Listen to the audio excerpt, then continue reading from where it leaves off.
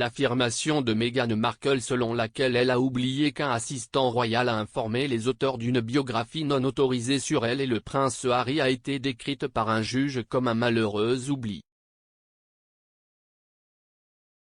La duchesse de Sussex s'est excusée lors d'une audience le mois dernier pour avoir induit le tribunal en erreur quant à savoir si des informations avaient été fournies aux auteurs de Finding Freedom.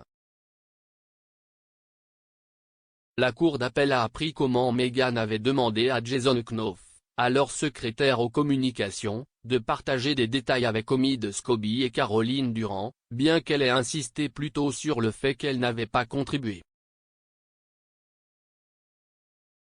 L'éditeur de The Mail on Sunday a perdu aujourd'hui son appel contre une décision en faveur de la duchesse concernant la publication d'une lettre personnelle à son ex-père Thomas Markle. Dans sa décision, Sir Geoffrey Vaux a présenté les excuses de Meghan au tribunal en novembre. Il a déclaré « C'était, au mieux, un malheureux oubli de sa part. » Meghan a poursuivi Associated Newspaper Limited, ANL, également éditeur de Mail Online, pour 5 articles reproduisant des parties d'une lettre personnelle et privée adressée à M. Markle en août 2018. La duchesse a gagné son procès plus tôt cette année lorsqu'un juge de la haute cour a statué en sa faveur sans procès complet.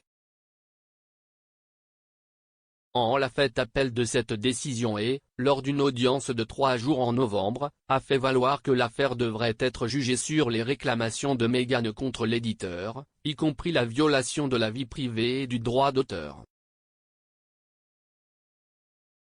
Mais dans une décision rendue jeudi, Sir Geoffrey, Dame Victoria Sharp et Lord Justice Bean ont rejeté l'appel de l'éditeur.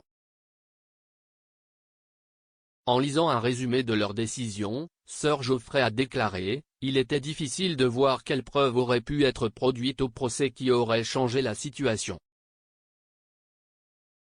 Le juge était aussi bien placé que n'importe quel juge de première instance pour examiner l'article du magazine People, la lettre et les articles du Mail on Sunday pour décider si la publication du contenu de la lettre était appropriée pour réfuter les allégations contre M. Markle. Le juge avait décidé à juste titre que, même s'il aurait pu être proportionné de publier une très petite partie de la lettre à cette fin, il n'était pas nécessaire de publier la moitié du contenu de la lettre comme l'avait fait l'ANL. Dans une déclaration après la décision, Meghan a déclaré « C'est une victoire non seulement pour moi, mais pour tous ceux qui ont déjà eu peur de défendre ce qui est juste. » Bien que cette victoire crée un précédent, ce qui compte le plus, c'est que nous soyons désormais collectivement assez courageux pour remodeler une industrie des tabloïds qui conditionne les gens à être cruels et profite des mensonges et de la douleur qu'ils créent.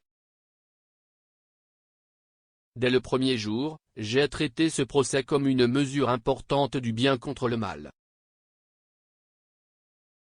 L'accusé l'a traité comme un jeu sans règles. Plus il traînait, plus il pouvait déformer les faits et manipuler le public, même pendant l'appel lui-même, rendant un cas simple extraordinairement alambiqué afin de générer plus de gros titres et de vendre plus de journaux, un modèle qui récompense le chaos au-dessus de la vérité. Au cours des presque 3 années qui se sont écoulées depuis que cela a commencé, j'ai fait preuve de patience face à la tromperie, à l'intimidation et aux attaques calculées. Aujourd'hui, les tribunaux ont statué en ma faveur, encore une fois, confirmant que The Mail on Sunday, propriété de Lord Jonathan Rothermere, a enfreint la loi. Dans une déclaration de témoin, M. Knopf a déclaré que le livre était discuté de manière routinière, qui avait été discuté directement avec la duchesse à plusieurs reprises en personne et par courrier électronique. M. Knopf a également discuté de la planification d'une réunion avec les auteurs pour fournir des informations de base et a déclaré que Meghan lui avait donné plusieurs points d'information à partager avec eux. Dans sa déclaration de témoin, la duchesse s'est excusée d'avoir induit le tribunal en erreur quant à savoir si M. Knof avait fourni des informations à Monsieur Scobie ou à Madame Durand. Elle a déclaré, « J'accepte que M. Knof ait fourni des informations aux auteurs du livre et qu'il l'ait fait à ma connaissance, pour une réunion qu'il avait planifiée avec les auteurs en sa qualité de secrétaire à la communication. L'étendue des informations qu'il a partagées m'est inconnue. Quand j'ai approuvé le passage, je n'ai pas eu l'avantage de voir ces emails et je m'excuse auprès du tribunal pour le fait que je ne me souvenais pas de ces échanges à l'époque. Je n'avais absolument aucune envie ou intention d'induire en erreur l'accusé ou le tribunal.